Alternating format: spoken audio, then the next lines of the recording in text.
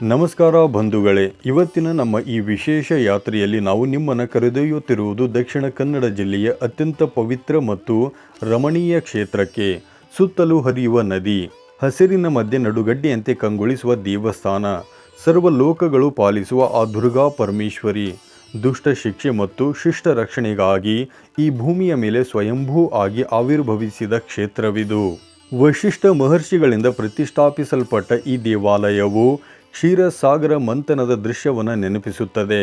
ಇಲ್ಲಿನ ವಿಶೇಷತೆ ಏನೆಂದರೆ, ಇಲ್ಲಿ ನಂದಿನಿ ನದಿಯೇ ದೇವಿಗೆ ಪ್ರದಕ್ಷಿಣೆ ಹಾಕುವಂತೆ ಹರಿಯುತ್ತದೆ. ಈ ಪವಿತ್ರ ಧಾಮದ ಇತಿಹಾಸವೇನು? ಅರುಣಾಸುರನ ಸಂಹಾರವಾಗಿದ್ದು ಹೇಗೆ? ಇಲ್ಲಿ ಬ್ರಹ್ಮದೇವನಿಗೆ ಪ್ರತ್ಯೇಕ ಗುಡಿ ಏಕಿದೆ? ಈ ಎಲ್ಲ ಕುತೂಹಲಕಾರಿ ವಿಷಯಗಳನ್ನು ಇಂದಿನ ವಿಡಿಯೋದಲ್ಲಿ ನಾವು ಸವಿಸ್ತಾರವಾಗಿ ತಿಳಿಯೋಣ. ವಿಡಿಯೋವನ್ನು ಕೊನೆಯವರೆಗೂ ನೋಡಿ.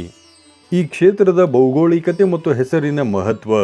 ಕರ್ನಾಟಕದ ದಕ್ಷಿಣ ಕನ್ನಡ ಜಿಲ್ಲೆಯ ಕಟೀಲು ಎಂಬ ಸುಂದರ ಗ್ರಾಮದಲ್ಲಿ ಈ ದೇವಾಲಯವಿದೆ. ಕಟಿ ಎಂದರೆ ಮಧ್ಯ ಮತ್ತು ಇಲ ಎಂದರೆ ಭೂಮಿ ಅಥವಾ ದ್ವೀಪ ಎಂದರ್ಥ. ನದಿಯ ಮಧ್ಯಭಾಗದಲ್ಲಿರುವ ಭೂಮಿ ಅಥವಾ ದ್ವೀಪವಾದ್ದರಿಂದ ಈ ಕ್ಷೇತ್ರಕ್ಕೆ ಕಟೀಲು ಎಂಬ ಹೆಸರು ಬಂದಿದೆ. ನಂದಿನಿ ನದಿಯು ದೇವಾಲಯದ ಬಳಿ ಎರಡು ಭಾಗವಾಗಿ ಸೀಳಿಕೊಂಡು ಪ್ರವಹಿಸಿ ಮುಂದೆ ಹೋಗಿ ಮತ್ತೆ ಒಂದಾಗುವ ದೃಶ್ಯ ಅತ್ಯಂತ ಮನೋಹರ. ಭಕ್ತರು ದೇವಾಲಯಕ್ಕೆ ತಲುಪಲು ಸೇತುವೆಯ ಮಾರ್ಗವನ್ನು ಬಳಸುತ್ತಾರೆ. ದೇವಿಯ ದರ್ಶನಕ್ಕೆ ಮೊದಲು ನಂದಿನಿ ನದಿಯಲ್ಲಿ ಸ್ನಾನ ಮಾಡುವುದು ಇಲ್ಲಿನ ಸಂಪ್ರದಾಯ. ಇಲ್ಲಿ ಸ್ನಾನ ಮಾಡಿದರೆ ಗಂಗೆಯು ಸಂತೋಷ ಪಡುತ್ತಾಳೆ ಎಂಬ ನಂಬಿಕೆ ಇದೆ. ಅರುಣಾಸುರನ ಸಂಹಾರ ರೋಚಕ ಇತಿಹಾಸ. ಈ ಕ್ಷೇತ್ರದ ಇತಿಹಾಸ ಬಹಳ ರೋಚಕವಾಗಿದೆ. ಹಿಂದೆ ಅರುಣಾಸುರ ಎಂಬ ರಾಕ್ಷಸ ತನ್ನ ತಪಸ್ಸಿನ ಶಕ್ತಿಯಿಂದ ಬ್ರಹ್ಮದೇವನಿಂದ ಒಂದು ವರವನ್ನು ಪಡೆದಿದ್ದ. 2 ಅಥವಾ 4 ಕಾಲುಗಳ ಪ್ರಾಣಿಗಳಿಂದ ತನಗೆ ಸಾವು ಬರಬಾರದು ಎಂಬುದು ಆತನ ಕೋರಿಕೆಯಾಗಿತ್ತು. ಈ ವರದಿಂದ ಅಹಂಕಾರಿಯಾದ ಆತ ದೇವತೆಗಳನ್ನು ಮತ್ತು ಋಷಿಮುನಿಗಳನ್ನು ಹಿಂಸಿಸಲು ತೊಡಗಿದ. ಆತನ ಅಟ್ಟಹಾಸಕ್ಕೆ ಭೂಮಾತೆಯು ನಲುಗಿದಳು. ಈ ವೇಳೆ ದೇವತೆಗಳ ಪ್ರಾರ್ಥನೆಗೆ ಓಗೊಟ್ಟ ದುರ್ಗಾ ಪರಮೇಶ್ವರಿಯು ಅತ್ಯಂತ ಸುಂದರ ಕನ್ಯೆಯ ರೂಪದಲ್ಲಿ ಧರೆಗಿಳಿದಳು. ತನ್ನ ಸೌಂದರ್ಯದಿಂದ ರಾಕ್ಷಸನನ್ನು ಮೋಹಿಸಿ ಅವನನ್ನು ಕಾಡಿನಾದ್ಯಂತ ಓಡಿಸಿದಳು. ಕೊನೆಗೆ ಕಟೀಲು ತಲುಪಿದ ದೇವಿ ನದಿಯ ಸಮೀಪವಿದ್ದ ಒಂದು ಶಿಲೆಯಾಗಿ ಅಂತರ್ಧಾನಳಾದಳು. ಕೋಪಗೊಂಡ ಅರುಣಾಸುರ ಆ ಕಲ್ಲನ್ನು ತನ್ನ ಖಡ್ಗದಿಂದ ಒಡೆಯಲು ಪ್ರಯತ್ನಿಸಿದಾಗ ಆ ಕಲ್ಲಿನಿಂದ ಸಾವಿರಾರು ಜೇನು ನೊಣಗಳು ಹೊರಬಂದವು. ಆ ಜೇನು ನೊಣಗಳು ಅರುಣಾಸುರನನ್ನು ಕಚ್ಚಿ ಕೊಂದು ಹಾಕಿದವು. ಹೀಗೆ ದೇವಿ ಭ್ರಮರಾಂಬಿಕೆಯಾಗಿ ಲೋಕವನ್ನು ರಕ್ಷಿಸಿದಳು. ವಾಸ್ತುಶಿಲ್ಪ ಮತ್ತು ಐತಿಹಾಸಿಕ ಕುರುಹುಗಳು. ಕಟೀಲು ದೇವಾಲಯವು ದ್ರಾವಿಡ ಸಂಪ್ರದಾಯದ ಅದ್ಭುತ ಕಲಾಕೃತಿ. ಇಲ್ಲಿನ ಮಂಟಪಗಳು ಮತ್ತು ಶಿಲ್ಪಕಲೆಗಳು ಭಾರತೀಯ ಸಂಸ್ಕೃತಿಯ ಶ್ರೀಮಂತಿಕೆಯನ್ನು ಸಾರುತ್ತವೆ. ವಿಜಯನಗರದ ಅರಸ ಕೃಷ್ಣದೇವರಾಯ ಈ ದೇವಾಲಯಕ್ಕೆ ಅನೇಕ ದಾನ ದತ್ತಿಗಳನ್ನು ನೀಡಿದ್ದನೆಂದು ಇತಿಹಾಸ ಹೇಳುತ್ತದೆ. ಮರಾಠ ರಾಜ ಶಿವಾಜಿ ಕೂಡ ಈ ಕ್ಷೇತ್ರಕ್ಕೆ ಭೇಟಿ ನೀಡಿ ಕಾಣಿಕೆಗಳನ್ನು ಅರ್ಪಿಸಿದ್ದನೆಂದು ಇಲ್ಲಿನ ಜನರು ಹೇಳುತ್ತಾರೆ. ದೇವಾಲಯದ 4 ದಿಕ್ಕುಗಳಲ್ಲಿ 4 ರಾಜಗೋಪುರಗಳಿವೆ.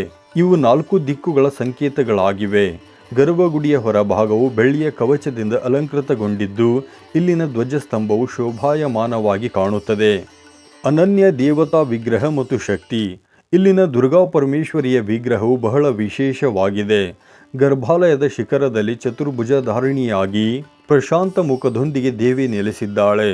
ದೇವಿಯು ಸಿಂಹವಾಹಿನಿಯಾಗಿದ್ದು ಇಲ್ಲಿ ದೇವಿಯ ವಾಹನ ಸಿಂಹದ ಜೊತೆಗೆ ಒಂದು ಸಣ್ಣ ಸಿಂಹದ ಮರಿಯೂ ಇರುವುದು ಮತ್ತೊಂದು ಅಚ್ಚರಿ. ಇಂತಹ ದೃಶ್ಯ ಬೇರೆ ಯಾವುದೇ ದೇವಾಲಯದಲ್ಲಿ ಕಾಣಸಿಗುವುದಿಲ್ಲ. ದೇವಿಯ ಶಿರಸ್ಸಿನ ಮೇಲೆ ನಾಗರಾಜನು ತನ್ನ ಹೆಡೆಯನ್ನು ಬಿಚ್ಚಿ ಛತ್ರಿಯಂತೆ ರಕ್ಷಿಸುತ್ತಿದ್ದಾನೆ.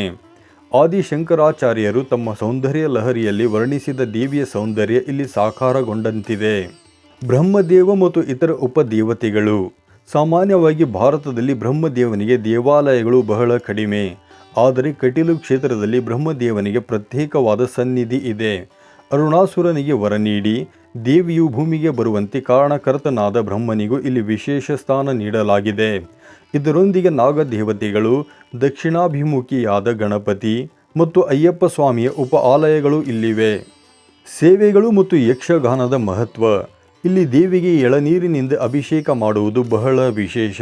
ಭಕ್ತರು ದೇವಿಗೆ ಪೂರ್ಣ ಪ್ರಮಾಣದ ಕಾಯಿಗಳನ್ನು ಮತ್ತು ಎಳನೀರನ್ನು ಅರ್ಪಿಸುತ್ತಾರೆ. ಕಟೀಲು ಕ್ಷೇತ್ರವು ಕಲೆ ಮತ್ತು ಸಂಸ್ಕೃತಿಗೆ ಹೆಸರುವಾಸಿ. ಇಲ್ಲಿ ವರ್ಷದ ಉದ್ದಕ್ಕೂ ಯಕ್ಷಗಾನ ಪ್ರದರ್ಶನಗಳು ನಡೆಯುತ್ತವೆ. ದೇವಿಯು ಒಂದು ಶಿಲೆಯ ಕೆಳಗಿನ ಪೀಠದಲ್ಲಿ ಕುಳಿತು ಯಕ್ಷಗಾನವನ್ನು ವೀಕ್ಷಿಸುತ್ತಾಳೆ ಎಂಬುದು ಭಕ್ತರ ನಂಬಿಕೆ. ಕಟೀಲು ಕ್ಷೇತ್ರದ ಯಕ್ಷಗಾನ ಮೇಳಗಳು ನಾಡಿನಾದ್ಯಂತ ಪ್ರಸಿದ್ಧವಾಗಿವೆ. ದೇವಸ್ಥಾನದ ವಿಶೇಷ ಮಾಹಿತಿ. ಕಟೀಲು ಶ್ರೀ ದುರ್ಗಾ ಪರಮೇಶ್ವರಿ ದೇವಾಲಯವು ಪ್ರತಿದಿನ ಬೆಳಗ್ಗೆ 6ರಿಂದ ಮಧ್ಯಾಹ್ನದ 12ರವರೆಗೆ ಮತ್ತು ಸಂಜೆ 4ರಿಂದ ರಾತ್ರಿ 8 ಗಂಟೆಯವರೆಗೆ ತೆರೆದಿರುತ್ತದೆ. ಮಧ್ಯಾಹ್ನ ಬರುವ ಭಕ್ತರಿಗೆ ಉಚಿತ ಅನ್ನಪ್ರಸಾದದ ವ್ಯವಸ್ಥೆ ಇಲ್ಲಿದೆ. ಚೈತ್ರ ಮಾಸದಲ್ಲಿ ಇಲ್ಲಿ ನಡೆಯುವ ರಥೋತ್ಸವ ಮತ್ತು ನವರಾತ್ರಿಯ ಉತ್ಸವಗಳು ಕಣ್ಣಿಗೆ ಹಬ್ಬದಂತಿರುತ್ತವೆ. ನೀವು ಮಂಗಳೂರಿನಿಂದ ರಸ್ತೆ ಮಾರ್ಗದ ಮೂಲಕ ಸುಲಭವಾಗಿ ಕಟೀಲಿಗೆ ತಲುಪಬಹುದು. ನಿಮ್ಮ ಜೀವನದಲ್ಲಿ ಒಮ್ಮೆಯಾದರೂ ಈ ಪವಿತ್ರ ಕ್ಷೇತ್ರಕ್ಕೆ ಭೇಟಿ ನೀಡಿ ನಂದಿನಿ ನದಿಯ ತೀರದಲ್ಲಿ ನೆಲೆಸಿರುವ ಆ ಜಗನ್ಮಾತೆಯ ಕೃಪೆಗೆ ಪಾತ್ರರಾಗಿ. ಈ ಮಾಹಿತಿ ನಿಮಗೆ ಇಷ್ಟವಾದಲ್ಲಿ ವಿಡಿಯೋವನ್ನು ಲೈಕ್ ಮಾಡಿ ಮತ್ತು ನಿಮ್ಮ ಸ್ನೇಹಿತರೊಂದಿಗೆ ಹಂಚಿಕೊಳ್ಳಿ. ಇಂತಹ ಮತ್ತಷ್ಟು ಪುಣ್ಯಕ್ಷೇತ್ರಗಳ ಮಾಹಿತಿಗಾಗಿ ನಮ್ಮ ಚಾನಲನ್ನು ಸಬ್ಸ್ಕ್ರೈಬ್ ಮಾಡಿ. ಧನ್ಯವಾದಗಳು.